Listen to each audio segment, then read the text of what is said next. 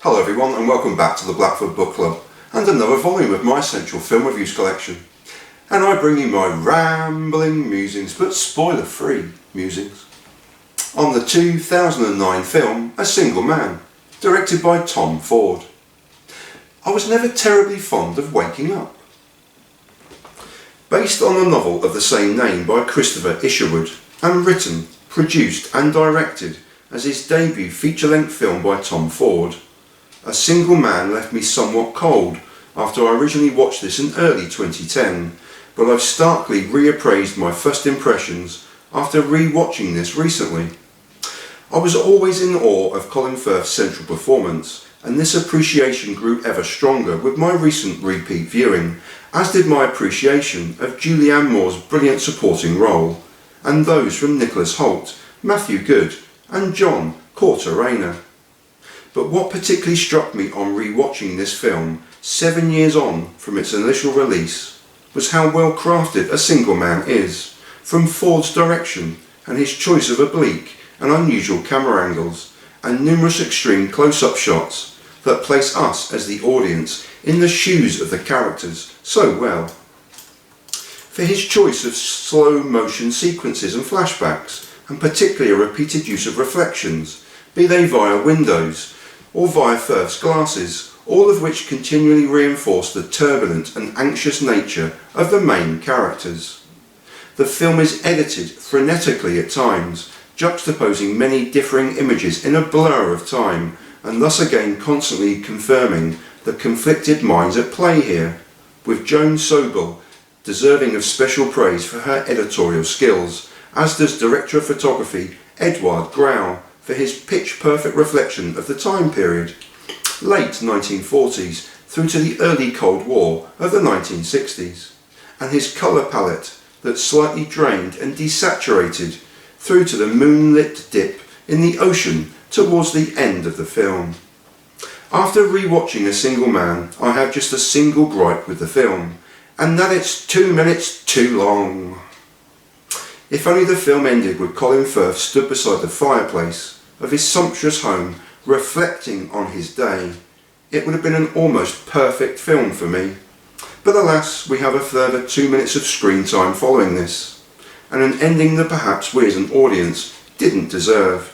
Although given the 90 minutes that precedes this moment, it's maybe not the ending many of the audience may expect. A Single Man follows the final day in the life of George Colin Firth, an English professor still grieving the death of his boyfriend of 16 years, Jim, Goode. Unable to come to terms with and fully reconcile the passing of the man he deeply loved, George resolves to take his own life at the end of the day ahead. Haunted by dreams and nightmares of his late boyfriend, he wakes every day simply wishing he hadn't, before donning a metaphorical suit of armour to meet every new day, and as he narrates aptly, to play the part of George. He feels he's sinking and drowning, and this is expertly realised by director Ford, with his shot of a melancholic George staring out of the window of his home, but with the lower half of his legs obscured by the reflection and camera angle cleverly used. One final day of schooling, and time to put his affairs in order before a final late-night dinner with his long-term friend and neighbour Charlie, Julianne Moore. However, 2 further events are to shape his destiny before the day is out. Of the 23 credited roles in A Single Man, 5 consistently stand out, with Colin Firth naturally taking centre stage in every sense, and rightly accorded an Oscar nomination for an actor in a leading role in 2010. With his perfect English diction and faraway melancholic air of despair, Firth is sublime in a deliberately understated way and never grandstanding in his role as George. Adored by women and somewhat surrounded by them at times, he reciprocates this adoration through compliments and through his thoroughly English gentleman air, which is perfectly encapsulated in his relationship with Charlie. They are clearly dependent on each other and a reflection of the other, both sharing feelings of being sorry for oneself and a perceived injustice at the world despite the opulent lifestyles they both enjoy. In her minimal screen time in a supporting role, Julianne Moore excels as the melancholic hedonist Charlie, who simply relies on and can't be without the crutch that George provides in her life. Jim appears both in flashbacks and in George's dreams, but in what could be argued as an almost reincarnation of Jim is Kenny, Nicholas Hoult, a late teen student obsessed with his professor.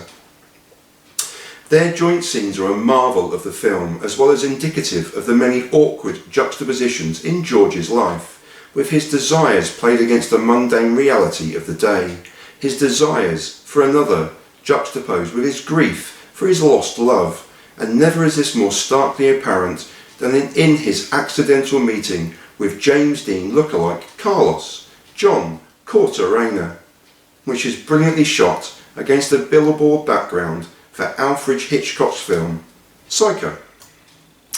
One must always appreciate life's little gifts, proclaims George in a more upbeat moment of a film that, despite its general air of melancholy, can be sardonically and darkly humorous. Themes of death, loneliness, fear of the post-Cold War future, but especially the value we place on human interactions, pervade a film that truly won me over on a recent second viewing, and would have been damn near perfect had it ended just 2 minutes sooner. But that shouldn't detract from a glorious and ultra-stylish debut film from Tom Ford. And that was A Single Man, directed by Tom Ford from 2009, brought to you at the end of 2023 by a man in a Radiohead t-shirt. How exciting. And I leave you in peace and in solidarity. And I thank you so much for watching. Please be careful out there, everyone. I hope the world is turning in your favour, in your little corner of the world. Peace, everyone.